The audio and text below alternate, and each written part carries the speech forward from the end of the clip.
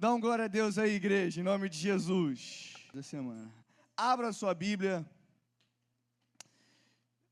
na Epístola aos Filipenses, no capítulo número 3.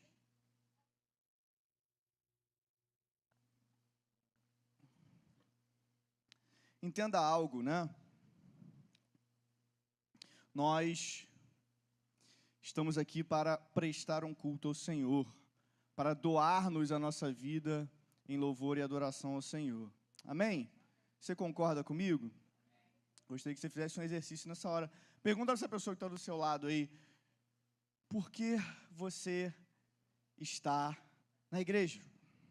Por que você veio na igreja? A senhora que está sozinha, eu vou fazer essa pergunta. Por que a senhora veio na igreja? Leila, pergunta para ela por que ela veio na igreja. Quem que pode responder um ao outro aí? Não, tem que responder a Maria, sua irmã. Caramba, Márcia, Deus te usou profundamente. Deus te usou profundamente. Porque esse era o ponto que eu queria tocar. Nós viemos à igreja para adorar ao Senhor. Tive a oportunidade de conversar com algumas pessoas e eu sinto que o sentido, de ir à igreja, o sentido de cultuar, de prestar culto ao Senhor, ele pode acabar se esvaindo muito fácil. Falei um pouco disso na quinta-feira. Então, se nós fazemos a mesma coisa várias vezes, nós acabamos nos acostumando e a gente acaba não dando valor devido àquela coisa. Então, por mais que a gente esteja todo domingo, e mesmo assim já é difícil, o sentido talvez de vir à igreja, ele acabe se perdendo. Então, vira para o seu irmão, para o seu lado e fala assim, nunca perca o verdadeiro sentido de vir na igreja. Nunca perca, Dudu, o verdadeiro sentido de vir na igreja. Porque o sentido de virmos à igreja é adorarmos ao Senhor. E a adoração, ela é algo muito rico. Diga comigo, algo muito rico. Adorar ao Senhor é algo valiosíssimo. O Dudu, em sua oração, ele falou algo importantíssimo. A gente não precisa ter medo, Flávia, de adorar o Senhor. A gente não precisa se esconder para adorar o Senhor. A gente não precisa trazer nenhum tipo de julgo sobre nós para adorarmos ao Senhor. Entenda algo, você não precisa se ajoelhar no milho para adorar o Senhor. Você não precisa ir a pé com os seus pés em carne viva para simbolizar uma adoração ao Senhor. Você não precisa, Dudu, ir num açougue ou num criadouro comprar um porco, matar ele e ir em adoração ao Senhor. A nossa adoração ao Senhor é a nossa dedicação a Ele de todo o nosso coração. Você pode dar um glória a Deus por isso? Você vai entender onde eu quero chegar, mas entenda de coração esse ensinamento. Não escrevi isso, não está registrado isso, mas eu gostaria de falar isso. A adoração, ela vem do nosso interior, ela não é algo palpável. Como se pega uma adoração? Como se atinge a adoração? Como se sente uma adoração? A adoração, ela vem do nosso coração. Diga comigo, coração. Por mais que às vezes, e eu entendo por muitas vezes essa desculpa, por mais que muitas vezes você esteja sentado, por mais que muitas vezes você esteja no carro, por mais que muitas vezes você não esteja cantando necessariamente, você também está adorando ao Senhor. Porque ela está dentro do seu coração. E eu dei um exemplo, alguns domingos atrás, sobre o rapaz. Quantos estavam aqui que eu dei um exemplo sobre o rapaz da Igreja Metodista de Búzios? Quantos estavam? Que foi curado de um câncer de boca. E o Senhor me tocou sobre um outro exemplo que aconteceu ano passado, Dudu, que nós estávamos, uma das poucas vezes ano passado que eu fui ao estádio do meu time, assistir. Acho que eu fui 3 vezes ano passado. E aí, eu estava muito empolgado para que o Botafogo ganhasse, porque eu queria que a Vitória visse uma vitória do Botafogo, Eu queria, que ela se empolgasse com isso, E aí o Botafogo, ele fez, no ano passado, ele empatou 2 jogos, algo assim. E aí, num desses jogos, eu acho que foi gol contra, nem foi gol do Botafogo, E aí, no começo desse ano, nós fomos novamente. E aí o Botafogo fez 2 gols, mesmo assim empatou, com o São Paulo. E aí no segundo gol, Marta, acho que eu demorei um pouquinho para entender que era gol.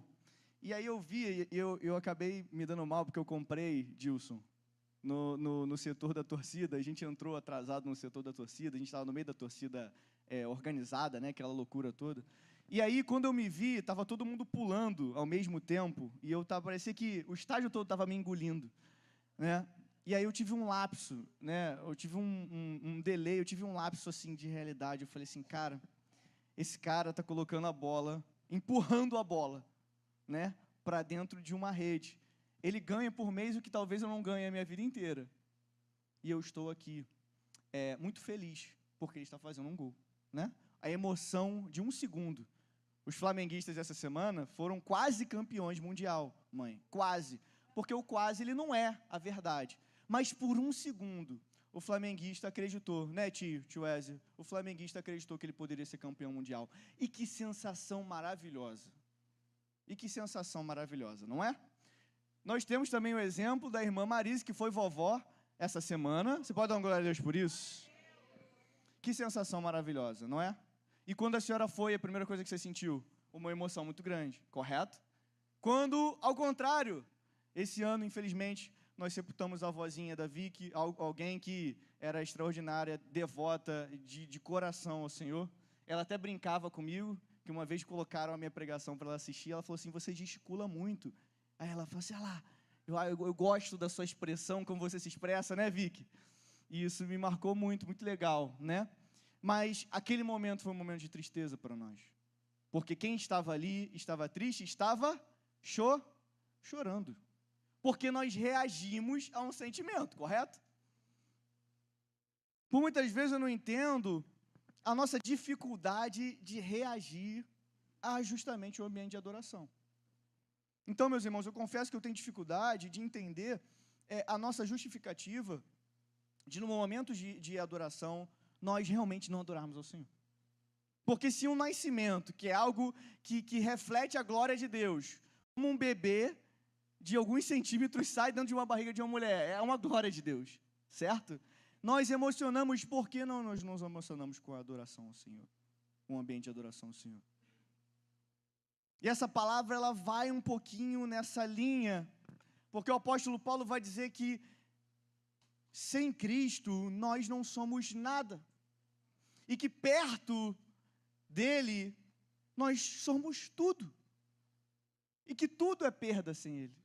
Sem Cristo tudo é perda. Sem Cristo nenhuma dessas emoções valem a pena, porque Ele que dá razão para o nosso coração.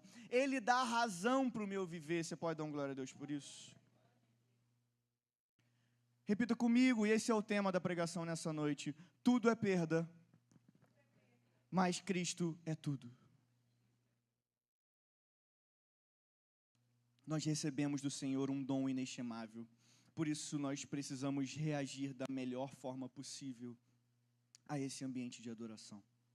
Por isso, meu irmão, nessa introdução da introdução, tio Wesley, eu oriento você, não deixe o Senhor passar para que sem você toque nele. Eu também, nesse dia, dei o testemunho de quão emocionado eu fiquei com o Bento, com o Benjamin, com a Duda lá atrás. Essa semana, a Ju, aqui me prestigiando pertinho, aqui assistindo aqui, porque o papai e a mamãe ela quer ficar pertinho do papai e da mamãe. Na quinta-feira, ela está me prestigiando aqui com a Duda, pertinho. Como é lindo ver o poder do Senhor. Como é lindo ver a adoração ao Senhor. Como é lindo ver a Ju aqui na frente, louvando ao Senhor. E o Senhor nos desperta nessa hora a sermos verdadeiros adoradores. Porque os verdadeiros adoradores adoram em espírito e em verdade. Agora vocês entenderam? Não há como sermos verdadeiros adoradores se não adoramos dentro do nosso coração com verdade. Desculpa, mas eu não posso dizer que eu sou um verdadeiro adorador se eu enxergo mais sentido em alegrias da vida acima das alegrias do Senhor. E eu acredito que o Senhor há de tocar dentro do nosso coração. Eu creio que Ele vai falar aos nossos corações nessa noite. Esse é o meu desejo. Esse é o desejo que o Senhor fale no seu coração, em nome de Jesus. Amém? Filipenses 3, do versículo 1 ao versículo 11. Vamos ler.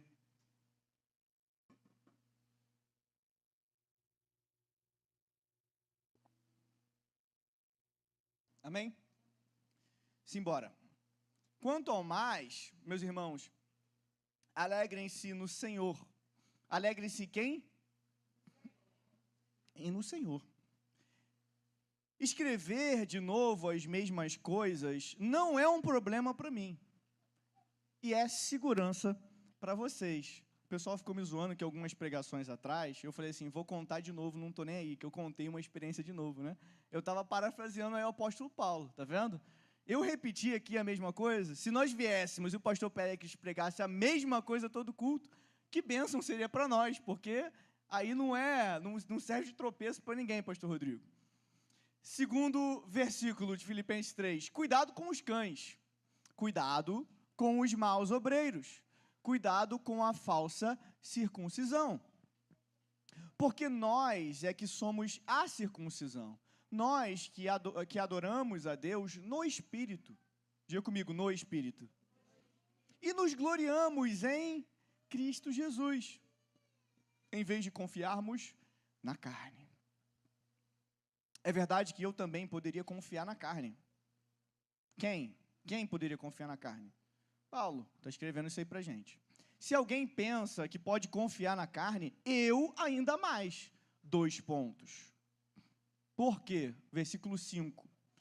Eu fui circuncidado no 8º dia, sou da linhagem de Israel, da tribo de Benjamim, hebreu dos hebreus. Quanto à lei, eu era fariseu. Quanto ao zelo, perseguidor da igreja. Quanto à justiça que há na lei, irrepreensível. Diga comigo, irrepreensível. Olha que lindo, meus irmãos, olha que lindo isso. Mas o que para mim era lucro, isso considerei perda por causa de Cristo. Na verdade, eu considero tudo como perda, por causa da sublimidade do conhecimento de Cristo Jesus, meu Senhor. Por causa dele, perdi todas as coisas e as considero como lixo para ganhar Cristo. E ser achado nele, não tendo justiça própria, que procede de lei, mas aquela que é mediante a fé em Cristo, a justiça que procede de Deus, baseada na fé. Diga comigo, justiça de Deus. O que eu quero é conhecer Cristo e o poder da sua ressurreição, tomar parte nos seus sofrimentos e me tornar como ele na sua morte. Glória a Deus por isso. Para de algum modo, alcançar a ressurreição dentre os mortos. Você pode dar uma glória a Deus por isso? Paulo é extraordinário ao escrever a carta, também a carta aos Filipenses. É uma carta que toca muito ao meu coração, e o capítulo 3, ele talvez esteja, talvez ele estivesse tão assim, ele estivesse tão lúcido, que ele se tornou ainda mais claro. Eu acho muito lindo essa passagem. E nós vamos estudar essa passagem nessa noite. Amém?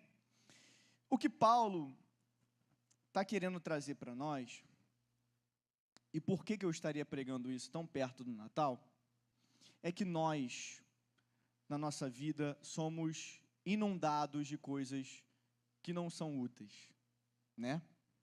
Dito isso, eu passei uma experiência 2 semanas atrás, a qual eu fui pegar a minha marmita que eu esqueci no carro, lá em Campo Grande, né? E Campo Grande é uma terra mais quente do que aqui, me parece. Menos quente que Bangu, que é outro lugar que eu trabalho. Mas Campo Grande é mais quente do que aqui, né? E aí minha marmita estava quente, Jorginho, para a glória de Deus. Não precisei nem esquentar a comida. Não, mãe, estragada não, por favor. Estragada não. Eu ia deixar de comer a comida estragada. Não deixar a Vicky escutar. Eu fui buscar a minha marmita no carro, né, que eu esqueci. Quando eu voltei, a gente passa pelo Guanabara, até a clínica, você passa pelo Guanabara, passa por algumas barracas na rua, para não chamar de camelô, né? E ali, muito próximo do centro de Campo Grande, do calçadão de Campo Grande, não sei quantos conhecem. Meus irmãos, há 2 semanas atrás, nós estávamos no começo de dezembro, né? começo de dezembro. Hoje é 21, eu estava próximo do dia 7, 8 de dezembro. O calçadão de Campo Grande estava insuportável, né? Insuportável. Alguns dias depois, fui em Bangu também trabalhar, precisei comprar folha para devocional, e eu passei também por dentro do calçadão de Bangu, pastor Rodrigo, não sei se o senhor já teve essa experiência. É algo, eu recomendo, é algo muito bonito, é humano, né? Mas era algo insuportável. Mas é muito legal, porque é o mesmo lugar que a pessoa vende o Papai Noel, ela vende o morango, né? A banana cortada para você, é muito lindo. Mas, no começo de dezembro, pastora, aquelas pessoas já estavam se preparando para o Natal, né? A gente se depara com muita gente, hoje em dia, tem relacionamento com muitos pacientes o dia todo, e ninguém pode comprar nada, né? Está todo mundo difícil, ninguém pode gastar dinheiro, eu acredito nisso. Mas, mesmo assim, nós nos deparamos com compras no Natal. Eu sei que algumas coisas são acessíveis, mas o calçadão estava lotado. O Senhor tocou no meu coração que a gente está tão inundado com tanta coisa, tão inundado com a sua quase que obrigação de comprar algo no Natal, né? De comprar uma lembrança. Isso tudo é lúcido, isso tudo é correto, mas lícito. Mas isso diz algo sobre nós. Isso diz algo. Quando ligamos a televisão, o que nós somos induzidos? A comprar um carro. Você não pode comprar um carro, mas você é induzido a comprar um carro. Quando você assiste a novela, você é induzido para comprar a camisa daquela atriz ou o perfume daquela pessoa, né? Por isso que atrizes e atores, né, fazem comercial dos produtos, porque você fala assim, eu gosto daquela pessoa, então eu vou comprar aquilo que a pessoa gosta, né? E aí pula um solzinho infantil na sua frente, que é a ReHap, para você comprar o presente para o seu neto, para o seu filho. Nós somos induzidos a todo momento, porque a pessoa que tem o interesse em vender, paga muito para ter a sua atenção. Eu estou errado no que eu estou falando? Porque nós, irmãos, nós vivemos em uma cultura que ensina a ganhar, que ensina a acumular, que ensina a performar e provar o nosso valor. Se nós não provarmos o nosso valor, nós não temos valor. Apesar de termos o valor dentro do nosso coração, nós precisamos o tempo todo provar o nosso valor. Como eu vou comprar um presente de R$10 para o Dudu, que é um cara super chique, super arrumado, super pensado? Porém, o que Paulo está tentando dizer para nós é extremamente bem-sucedido, extremamente conhecedor da lei. Ele afirma que o que para mim era lucro, eu passei a considerar perda por causa de Cristo. Então, porque muitas vezes nós nos endividamos, muitas vezes nós criamos problemas futuros para nós por causa de algo que não há valor. Muitas vezes nós estamos em depressões, sejam elas espirituais ou sentimentais, psicológicas, porque criamos problema para o nosso ser, e problema esse, Dudu, que não aponta para a eternidade. Paulo diz, eu fazia um monte de coisa, eu era um monte de coisa, e no final de tudo isso eu considero perda por causa de Cristo. Quando eu me deparo com um tesouro enorme na minha frente, tudo que eu ganhei, tudo que eu vivi, não é nada mediante ao valor de Cristo da minha vida. Eu te desafio, pastor Rodrigo, a apresentar o capítulo 3 de Filipenses a um coach, e esse coach diz assim, que fala de fracassado, que fala de alguém que é acomodado, que fala de alguém que não é nada. Você pode identificar isso, você pode entender isso. A fala de Paulo pode parecer de um fracassado, de alguém que não é nada na vida, de que não fez nada na vida, mas essa fala não é de um fracassado, ela é de alguém que encontrou algo infinitamente maior. Paulo encontrou um tesouro inestimável, um tesouro eterno, e esse é o tesouro que está disponível para nós essa noite. Você pode dar glória a Deus por isso? Porque no Natal não podemos nos esquecer que o verdadeiro valor está em Cristo. Até o Papai Noel se converteu semana passada aqui na igreja. As Noelzetes se converteram semana passada aqui na igreja. Papai Noel fez uma bariátrica ao vivo aqui na igreja, né? E ele foi abençoado por isso. Foi abençoado por isso. Porque a nossa alegria não deveria depender das circunstâncias. Repita comigo, a minha alegria não pode depender de circunstâncias. Entenda algo, estude sobre Filipenses, a carta aos Filipenses. Paulo escreve isso numa prisão. Eu falei uma vez, Tia Vera, eu brinquei aqui falando que eu tenho medo de ser preso. O pessoal quase me prendeu por causa disso, né? Como assim você tem medo de ser preso? É uma fobia. Tem gente que tem medo de aranha, tem gente que tem medo de barata, de rato. Eu tenho medo de acontecer alguma coisa. Caio me defendeu hoje de manhã, ele foi meu advogado, Dona Marise, hoje de manhã na Casa dos Jovens por causa disso. Mas Paulo estava preso, escrevendo uma carta. Então eu tenho respaldo para ter medo de ser preso, né? Porque Paulo foi preso e Paulo é um excelente apóstolo e homem de Cristo. Então, alguém que está preso prega sobre alegria. Paulo está falando, meus irmãos, alegrem-se no Senhor. E eu digo para você nessa noite, se alegre no Senhor, alegra o seu coração no Senhor. A alegria cristã não nasce do que temos, mas de quem temos dentro de nós. Não é aquilo que possuímos, mas de quem possuímos dentro do nosso coração. Talvez você viva numa bolha, mas essa é a realidade.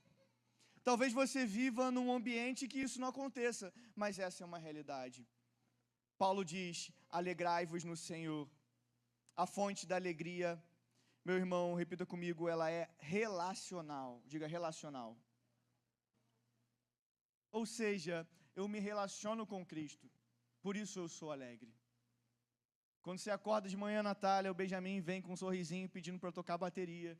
Por mais que você acorde com dor de cabeça, você deixa ele tocar um pouquinho de bateria, porque você o ama, porque você está feliz de ter alguém tão rico e tão precioso, né, tão puro dentro da sua casa. O Senhor te diz nessa noite, pague um preço, né? E eu até brinco que se fosse monetário, seria até mais fácil, né? Tem gente que acha que a gente precisa pagar um preço monetário. Aí seria mais fácil, a gente pede um empréstimo, trabalha. Mas Deus, Ele quer um preço maior do que isso. Ele quer o preço do seu coração inclinado ao altar. Assim como o Benjamin pedindo para Natália para tocar bateria às 7h30 da manhã, correto? 7h30? O Senhor nos pede algo muito doloroso, mas mesmo assim, em gratidão, nós nos colocamos em posição de dependentes do Senhor em nome de Jesus. Meu irmão, quem se alegra no Senhor pode perder tudo, sem perder o essencial. Se eu não perco o essencial, posso perder tudo. Não estou nem aí. Não estou nem aí. Hoje um pai e uma mãe pode até perder as suas regalias de quando eram solteiros, podem até perder a regalia de quando não tinham seu filho, mas ele não pode perder aquele o qual ele criou, porque é um valor. É um valor. Às vezes a pessoa é assaltada, leva o telefone, leva o relógio, mas deixa a aliança, a pessoa fica até menos triste, né, tio Wesley? Porque essa aliança tem muito valor. Às vezes essa aliança aqui, né, pagaria o valor do relógio, do celular, o que seja, porque ainda que percamos coisas carnais, humanas, nós temos o essencial, que é Jesus Cristo em nossa vida, em nome de Jesus. Meu irmão, é algo que eu preciso aprender. Às vezes nós escutamos alguma crítica, às vezes acontece alguma coisa, às vezes todos os sinais estão fechados e a minha alegria, ela é perdida no Senhor. Às vezes você não recebe o aumento que você esperava, você não vende o quanto você esperava, você não performa o quanto você esperava e você diz que você teve um ano difícil, de lutas. Nós precisamos aprender a dizer, eu tive um ano de vitórias e de alegrias em nome do Senhor Jesus, porque eu vivi coisas que o Senhor me permitiu viver, porque eu recebi coisas que o Senhor me permitiu receber em nome de Jesus. Entenda algo, igreja, nessa noite, tudo é perda se Cristo não for a fonte da sua alegria.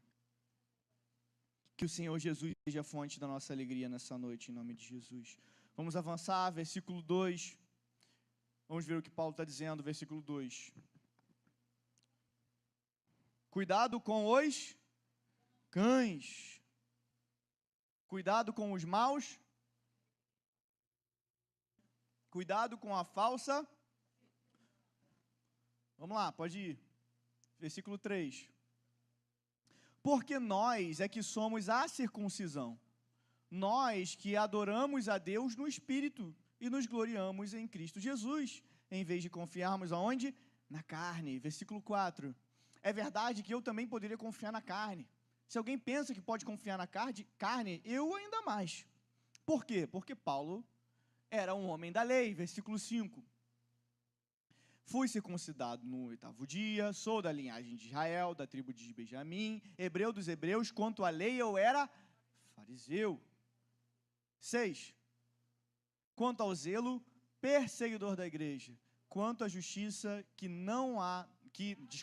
há na lei, irrepreensível. O que Paulo está fazendo aqui é um checklist, né, pastor? Ele está dizendo assim, se existe alguém que poderia ser irrepreensível, era eu.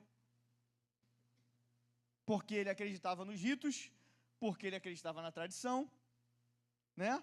Ele tinha um bom desempenho religioso, ele vinha de uma linhagem de hebreu, né? Ele era fariseu, ele era zeloso, ele era irrepreensível na lei, alguém que conhecia muito a lei. E Dudu ainda tinha um bônus, ele ainda perseguia a igreja. Pô, tá perfeito então, tá contratado. O que Paulo está dizendo, e você pode anotar, que é o segundo ponto, é o perigo de confiar na própria justiça. Por muitas vezes, nós cumprimos todos os requisitos, mas mesmo assim, vivemos segundo a nossa justiça.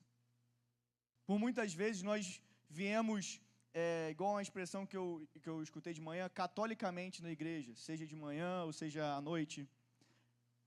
Às vezes eu cumpro todos os ritos, eu dou o meu dízimo, eu compareço, eu louvo ao Senhor, eu abraço meus irmãos, eu beijo meus irmãos, mas no final, eu acredito na minha própria justiça. E o que Paulo está dizendo é, não confie na sua própria justiça.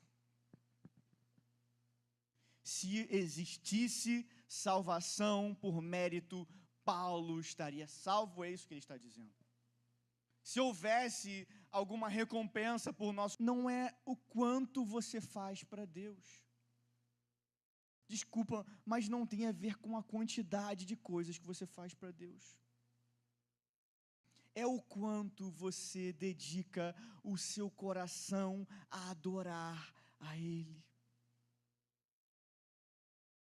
O que eu confio mediante a Deus. No momento da tristeza, quem eu confio? No momento em que eu sou confrontado, aonde está a minha fé? No momento em que eu estou na prisão, qual é a minha alegria? No momento em que há uma morte, qual é a minha segurança? A minha segurança está no Senhor. Porque a casa, o financiamento,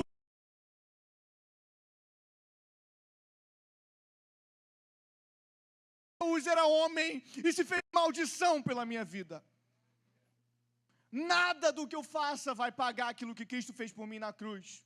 O que Paulo está dizendo, eu já fiz de tudo, eu já tentei de tudo, eu já persegui tudo, mas Cristo faltava dentro da minha vida. Ele era um espaço vazio que estava na minha vida e Ele preenche todo o meu ser. Então não há como eu estar parado mediante um ambiente de adoração. Não há como um estádio para 40 mil pessoas gritarem gol e eu estar parado. Porque tudo está dizendo, vai e adore. E eu estou parado. Achando que eu sou fariseu, achando que eu sou circuncidado, achando que eu sou hebreu, zeloso, irrepreensível na fé. E Deus está dizendo para mim, me ama. Aceite a graça sobre a sua vida. Entenda o que eu fiz por você. Não é o quanto você faz, mas o quanto você confia em mim. Entenda algo maior concorrente da graça. Não é o pecado, mas sim a autojustificação. Não é o pecado, mas a autojustificação. Porque o pecado se repreende e o pecado você foge dele. Mas a autojustificação envenena o crente. O que é a justificação? Dudu, você faltou à igreja. É, pastor. que ver esse negócio aí. Às vezes não é eu que faltei à igreja, mas a igreja está demorando muito, né? Termina muito tarde, estou muito cansado. Não, pastor, poxa, vai marcar o culto no horário do jogo. Pastor, não sou eu que não estou indo na igreja, é porque o jogo está nesse horário. Pastor, pelo amor de Deus, tem muito culto. Domingo de manhã, domingo à noite, quinta-feira, esse negócio de culto todo dia não dá. Eu acho que eu consigo me justificar perante o Senhor. Pastor, para que o Senhor quer que eu vá na igreja? Eu já leio a Bíblia, 7 dias na semana. Eu já me ajoelho no meu quarto, todos os dias da semana. Eu rezo o meu terço lá, protestante lá, desculpa, perdi a linha, desculpa, perdão, Senhor. Eu já cumpri a minha devoção lá. Eu já orei para a minha Bíblia aberta no Salmo. Cadê? 91? Como é que eu peguei? Olha lá! Pastor, eu já orei, já ajoelhei perante a minha Bíblia no Salmo 91 hoje. É a sensação de que somos salvos por aquilo que nós fazemos. É a sensação de que somos salvos pelas nossas lutas e pelas nossas batalhas. Por isso que eu digo, o maior concorrente da graça é essa autojustificação. É a sensação de que eu posso tudo e que eu já fiz tudo. E que eu não preciso fazer mais nada, Dudu. Nada mais é necessário fazer. Entenda algo, quanto mais distante de Deus você está, mais perto você está do abismo. Mais perto você está da queda. Mais provável você está em se perder no caminho. Por isso, diga a essa pessoa que está do seu lado, esteja perto de Deus, em nome de Jesus. Você pode ouvir essa pregação e falar assim, pô, nada a ver. Eu não concordo com o que o pastor Lucas está pregando. Desculpa. Aí você vai ter que montar uma máquina do tempo. Escreve aí, pastor Ulisses. Você vai ter que montar uma máquina do tempo. Ou estudar junto com Pedro a teoria do buraco negro. Você vai ter que encontrar um buraco negro, voltar no tempo e falar com Paulo. Paulo, eu não concordo com você. Tá bem? Quando conseguimos fazer isso, Dudu, aí a gente conversa. Porque, irmãos, o que eu quero dizer com isso é que está escrito na palavra do Senhor. Aí a gente bebe de fontes que pregam o que não está na palavra. Nós aprendemos o que não está na palavra para tentar justificar aquilo que não está na palavra e atacar aquilo que está na palavra. Por mais que seja confrontador a nós, meus irmãos, quem não foi confrontado? Quem não foi confrontado? O cara caiu do cavalo, o cara ficou cego. O outro que era Deus, Jesus era Deus.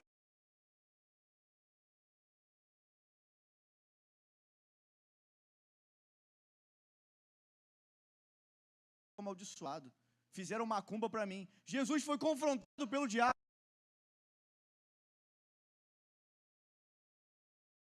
É perda, tudo é perda, tudo é perda. Eu considero tudo como perda comparado à suprema grandeza do conhecimento de Cristo Jesus. Cristo deu a sua vida por nós. Assim como Paulo, meu irmão, eu desejo nessa noite entregar a minha vida para Ele, em nome de Jesus. Eu entrego todo o meu ser em... Tudo é teu, Senhor, tudo é teu, tudo é teu, tudo é teu. Versículo 7, vamos continuar. Versículo 7. Mas o que para mim era lucro, isso considerei perda por causa de Cristo. Você não está considerando por causa do pastor, por causa da igreja, por causa de Cristo. Na verdade, aí o Paulo falou assim, peraí, deixa eu melhorar isso. Na verdade, eu considero tudo como perda. Né? Se tem alguma coisa fora de Cristo, eu considero como perda. Por causa da sublimidade, do conhecimento de Cristo Jesus, meu Senhor. E por causa dele, eu perdi todas as coisas e as considero como lixo para ganhar a Cristo.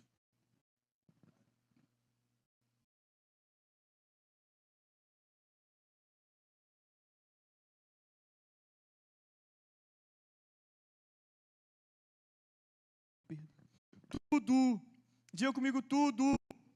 Tudo inclui coisas boas. Ele está falando de ser conhecedor da lei. Ele está falando de cumprir a lei. Ele está dizendo tudo, tudo, tudo, tudo, tudo, tudo. Coisas religiosas, coisas legítimas. Ele inclui tudo. E esse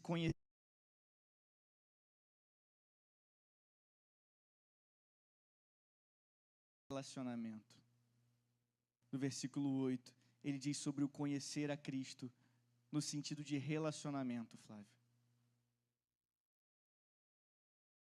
Como é que está lá? Por causa da sublimidade do conhecimento de Cristo Jesus. Eu não conheço Jesus no sentido informativo, mas de relacionamento. Quantos desejam se relacionar com o Senhor? Paulo não apenas perdeu coisas, ele abriu mão voluntariamente. Não é que Paulo entrou não é que Cristo entrou na vida de Paulo. Não é que Cristo entrou na vida de Lucas. Cristo substituiu tudo na vida de Paulo. Ganhar o mundo inteiro é prejuízo se Cristo não for o tesouro. Porque, ainda que se eu ganhasse o mundo inteiro, quantos lembram disso? Quantos lembram? E perder a minha alma. Ou seja, literalmente tudo. Literalmente tudo. Tudo é perda. Tudo é perda. E Paulo, olha só, ele fala lixo. Perdi todas as coisas. E eu considero lixo. Lixo é o quê? Gente, lixo é o quê? Qual a definição de lixo? Vamos lá, professores, me ajudem. Tudo que é descartável, tudo que não tem valor. Valor. Valor. Todas as coisas são lixo quando encontramos Cristo. É nada quando eu encontro Cristo. A primeira coisa que eu escuto quando uma pessoa ela está no fundo do poço, ela diz assim, geralmente ela diz assim: pastor, ou Lucas, eu não vejo mais sentido na minha vida. É lógico. Quantas vezes eu já pensei isso, não vejo mais sentido na minha vida. É óbvio, tá certo. Não está errado não tem sentido realmente. A nossa vida não tem sentido. Se a nossa vida está apoiada em coisas materiais, não tem sentido. Quando eu estava mal na faculdade, e eu fui ser acalmado pelo pastor Péricles, eu namorava a Vicky ainda, a pastora não estava no dia em casa, eu me sentia assim, nada.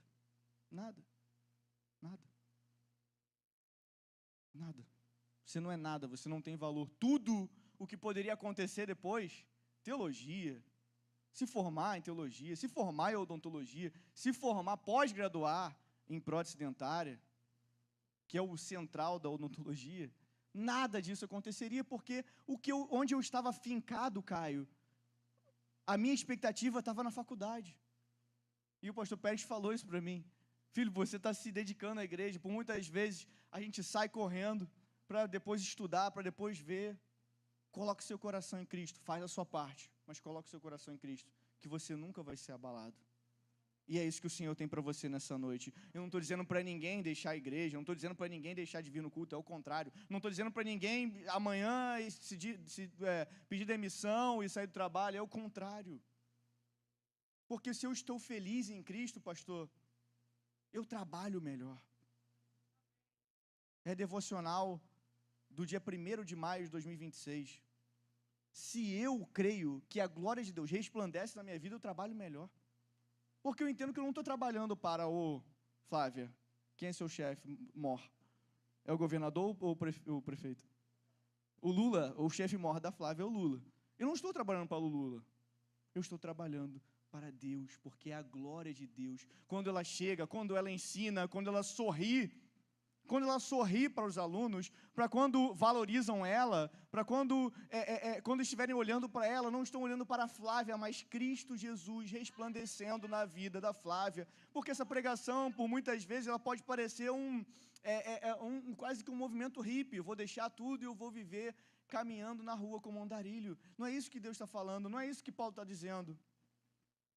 É que tudo passa a ter sentido quando Cristo é o que gira a nossa vida, é o que move a nossa vida. Nós passamos a ser um marido melhor, uma esposa melhor, um filho melhor, um empregado melhor, um patrão melhor, porque entendemos que o que nos move é Cristo. E aí foi o que nós acabamos de falar, Marcos capítulo 8, versículo 36, pois que aproveitaria ao homem ganhar todo o mundo e perder a sua alma? Ou daria ao homem pelo resgate da alma? O que adiantaria termos tudo e nos perdermos a nossa alma? Os irmãos entendem o que está sendo falado nessa noite? Os irmãos entendem nessa palavra nessa noite? Nós precisamos nos alicerçar em Cristo. Talvez essa palavra possa parecer desnecessária, ou seja, não há necessidade, pastor, de ser pregado hoje. Mas quando a gente conversa com as pessoas, quando a gente vê o cotidiano das pessoas, quando a gente escuta o que a igreja diz, a gente entende, desculpa meus irmãos, que nós, até mesmo eu muitas vezes, estou colocando a minha âncora em lugares que não são lugares frutíferos. Eu estou colocando o meu alicerce num lugar que não é frutífero.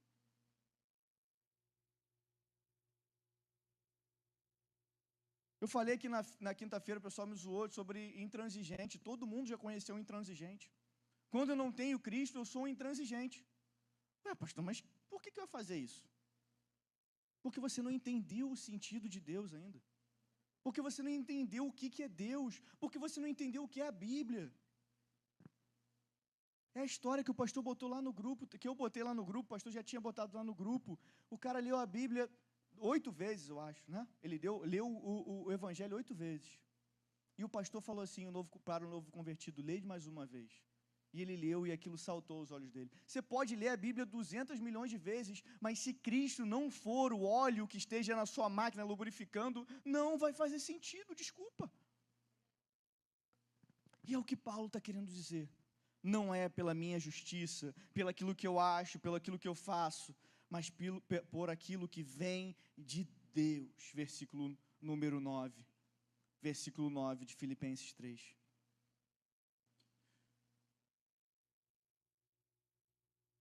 Ser achado nele, não tendo justiça própria, que procede de lei, mas aquela que é mediante a fé em Cristo, a justiça que procede de Deus baseada na fé.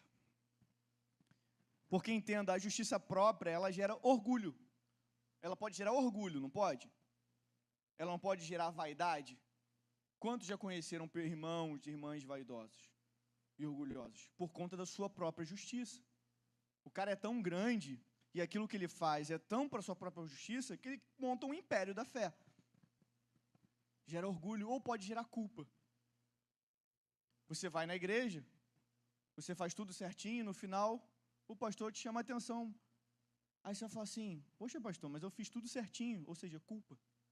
Porque você acha que na verdade você está fazendo para a igreja, você está fazendo para o pastor. A nossa justiça, ela leva a esse caminho, pastor. Ela leva orgulho ou culpa, mas a justiça de Cristo gera descanso em nosso coração, gera segurança em nosso coração. Por isso que Deus fala ao meu coração, não importa, filho, se você está tocando e as pessoas estão achando que você está batendo forte demais, que você está se doando demais, se você está saindo suado, não importa se você está pregando e as pessoas não estão prestando atenção, porque não é essa a sua justiça, mas a justiça que eu tenho para você, eu tenho certeza que os irmãos que estão ouvindo e absorvendo vão fazer uma igreja forte e viva. Eu já vejo pessoas que valorizem a justiça de Cristo e que isso gere descanso no nosso coração. Eu tenho a certeza que eu estou fazendo algo certo. Se eu tenho a certeza que eu estou fazendo algo certo, se eu tenho a certeza que eu estou sendo guiado por Cristo, nada pode me abalar, nada pode tirar da minha frente, porque é nele que eu confio. Ele é a minha segurança. Ele é a minha segurança. Você não precisa provar nada para Deus. Você não precisa sustentar a sua salvação. Você precisa confiar na palavra dele e ser temente aos seus desígnios em nome de Jesus. Como eu posso comprar algo que foi me dado de graça, que foi cedido a mim? Como eu posso buscar algo que foi cedido a mim? Eu vivo uma vida não de compra, mas de gratidão ao Senhor. Meu irmão, diga para essa pessoa do seu lado, você precisa confiar na justiça de Deus. A graça basta porque Cristo já fez o suficiente. A graça basta porque Cristo já fez o suficiente. Confie ao Senhor. Igreja, Casa e Vida, nós estamos fazendo o mais difícil. Nós estamos lutando atrás do que é mais difícil. Estamos deixando a confiança em Deus de lado. Confie no Senhor. Descansa no Senhor. Esteja seguro no Senhor, em nome de Jesus. Porque no final das contas, o que Paulo vai dizer no versículo 10 é o que une esse bloco dessa carta. No final, vou falar igual o pastor Pérez, eu estou arrepiado. No final, o que une toda a passagem é isso: o que eu quero é conhecer Cristo. O que eu quero é conhecer Cristo. Você pode dizer isso? Eu quero te conhecer, Senhor. No final das contas, nada mais importa. No final das contas, eu sei a tua lei de cabo a rabo. Eu sei a tua lei inteira, Senhor. Mas o que importa é te conhecer. O poder da sua ressurreição. Eu preciso conhecer Cristo e o poder que me trouxe até aqui. O poder da sua ressurreição que derramou graça sobre a minha vida. Tomar parte nos seus sofrimentos e me tornar como Ele na sua morte, carregar a nossa cruz. Os irmãos estão entendendo? Versículo de número 11. Para de algum modo alcançar a ressurreição dentre os mortos. No final de tudo, o apóstolo Paulo revela que conhecer Cristo é o seu maior objetivo. E ele conclui, Vanélia, que conhecer Cristo inclui sofrimento e dor, ou seja, carregar a sua própria cruz. E também inclui ressurreição e cruz, e também inclui glória e renúncia. Meus irmãos, entendam de uma vez por todas. O cristianismo não é apenas escapar do inferno. O cristianismo é viver uma vida unida a Cristo, custe o que custar.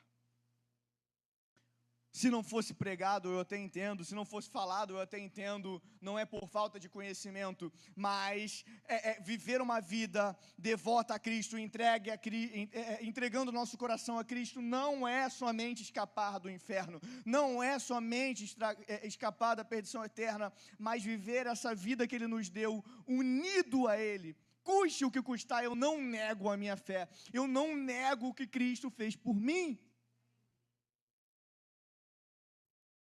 Por muitas vezes nós queremos o poder da ressurreição, mas nós evitamos a comunhão dos sofrimentos. Por muitas vezes nós queremos a coroa da vida sem fazer as etapas necessárias para poder chegar até lá. Como eu posso receber a coroa sem ser fiel até a morte? Paulo quer Cristo inteiro, não apenas os benefícios. Quem acha que perdeu tudo por causa de Cristo, ainda não entendeu o seu valor. Quem acha que pode fazer alguma coisa para conquistar, ainda não entendeu. Ainda não entendeu. Eu conheci o tudo. Eu conheci o que me completa. Eu conheci o que me preenche por inteiro. Por isso nada mais me abala. Você pode dar um glória a Deus por isso? Paulo não está chamando a igreja a uma vida vazia, a uma vida fora de comunidade, a uma vida fora de civilidade. Ele não está chamando para isso, mas uma vida mais rica do que qualquer sucesso terreno. Meus irmãos, tudo é perda sem a presença de Cristo, sem a justiça de Cristo, sem o amor de Cristo, sem a esperança da ressurreição. Mas quem tem Cristo tem tudo. Quem tem Cristo tem tudo. Hoje, o Senhor nos convida a não só entregar tudo, mas entender que esse bolo que vai ser entregue, não é nada perante aquilo que Deus tem para a nossa vida. Nós temos essa mania, eu tenho essa mania, eu acho que eu estou entregando o tudo, é um tudo que não é nada, é um tudo que é um bolo de carne, é um tudo que às vezes não me custa, de verdade, porque eu ainda não entendi o verdadeiro valor da obra de Cristo. Então, meus irmãos, na semana em que celebramos o seu nascimento, também devemos celebrar o seu valor. Porque o nascimento por si só, não há nada místico no nascimento, mas sim na sua obra redentora por nossas vidas. Maria e o seu poder da sua fé, a sua fidelidade até o final, não seria nada sem a obra redentora de Cristo. José, na sua fidelidade a Maria e a sua fidelidade ao Senhor, não seria nada sem a obra redentora de Cristo. Os reis ou um rei mago não seria, e os seus presentes não seriam nada sem a obra redentora de Cristo. Entenda algo, olha para essa pessoa que está do seu lado. Pode olhar para a pessoa que está do seu lado. Você não seria nada sem a obra redentora de Jesus Cristo. A minha família não é nada sem Jesus. A minha família é um bolo de confusão sem Jesus. O meu trabalho não é nada sem Jesus, porque é um bolo de confusão sem Jesus. Tudo faz sentido quando encontramos Cristo. E Ele diz para você: o que tem valor maior do que Cristo no seu coração? Eu estou cansado de entregar coisas e barganhar com Cristo. Ele quer dizer nessa noite para você: o que tem te impedido de viver uma vida verdadeira comigo? O que tem impedido de você viver uma vida calorosa, uma vida que entrega tudo, todo o seu coração para Ele? Meu irmão, nessa noite, ore, entregue e confie. E eu gostaria de deixar a última palavra em Salmos, capítulo 73, versículo 25, se os irmãos de louvor puderem vir para me ajudar. Salmo 73, versículo 25, diz: quem tenho eu no céu além de ti? E quem eu poderia querer na terra além de ti? Você pode dar uma glória a Deus por isso? O que eu posso ter, Senhor, na terra além de ti? O que é maior do que o Senhor? O que eu tenho no céu? O que pode ser mais valioso para mim do que o Senhor? Eu te convido a você fechar os seus olhos. O que pode ser maior do que Cristo em minhas vidas? Senhor, fala aos nossos corações nessa noite.